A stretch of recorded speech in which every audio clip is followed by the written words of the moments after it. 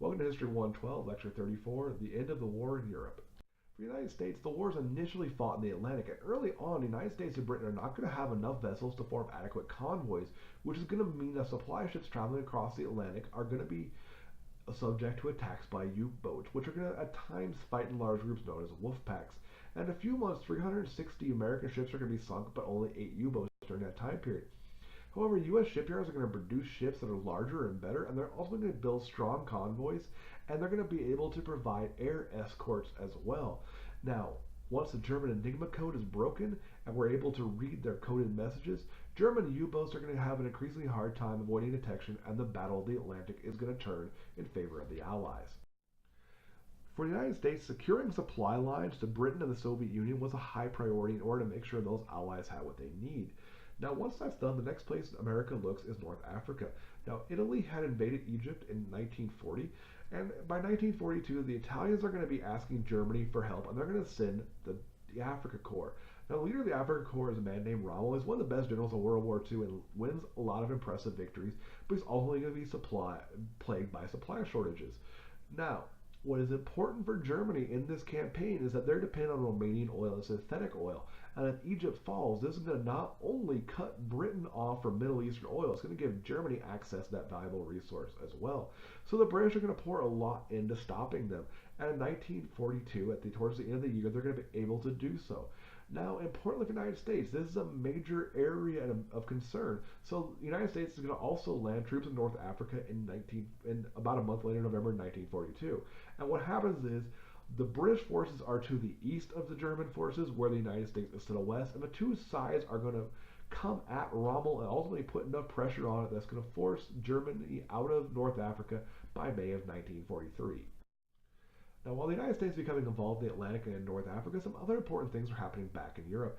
Now, Germany had invaded the Soviet Union in June 1941 and besieged places like Leningrad and Stalingrad, and Stalingrad becomes a very important battle. The Germans have been halted in the city itself, and tanks were literally being driven from the factory to the front, which is sometimes just down the street.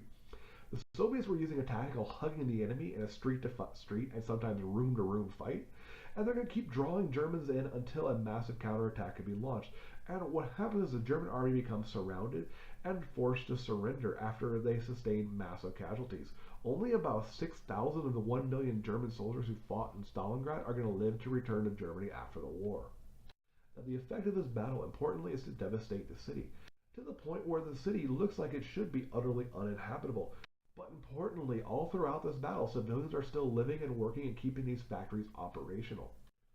Now, for Germany, the loss of Stalingrad was huge. They lost one of their most important armies, and they lost a huge amount of resources and suffered a major blow. And they are forced to fall back to a place called Kursk.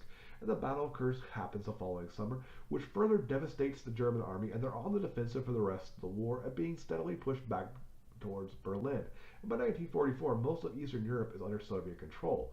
Now, their defeat in North Africa is also going to open up the way for an invasion of Sicily and then mainland Italy.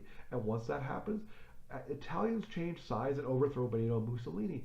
And Germany is forced to occupy Italy and is slowly being pushed up the Italian boot to the point where German army in Italy is only going to reach the northernmost extreme and surrender 3 days before the end of the war.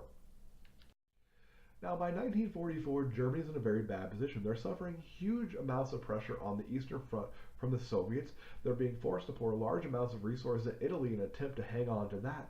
And then in June, there's a massive Allied invasion at Normandy on the coast of France. And despite fairly severe casualties, the Americans and Canadians and British are able to get a successful foothold. And throughout the summer, over 1 million Allied troops are going to move into France. Paris is going to be freed by August, and Belgium and the Netherlands shortly thereafter. Now, in December of 1944, Germany is going to go ahead and launch a surprise offensive in one last-ditch attempt to stave off the inevitable, what we call the Battle of the Bulge. And what basically comes down to is Germany was going to attempt to break through American lines, destroy the fuel depots, which would shut down the American army for several months until they could repair those ports, and hopefully buy themselves a little bit of time to do something. However, ultimately they become bogged down in a place called Bastogne, and this becomes kind of the U.S. symbol of American strength and determination to face a superior enemy. But importantly, the German army gets halted, and the United States and Britain are able to go ahead and enter Germany in March of 1945. Now, in May of 45, The Soviets are going to reach Berlin, Hitler is going to commit suicide, and Germany is going to surrender, thus ending World War II in Europe.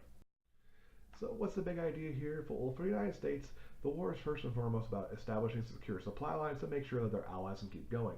And then it's about increasing pressure on Germany until Germany breaks. First in North Africa and then in Italy, and then while the Soviets are pushing against the East, and then ultimately D-Day from the West means that Germany is going to be squeezed from all sides until they break. See you in the next lecture.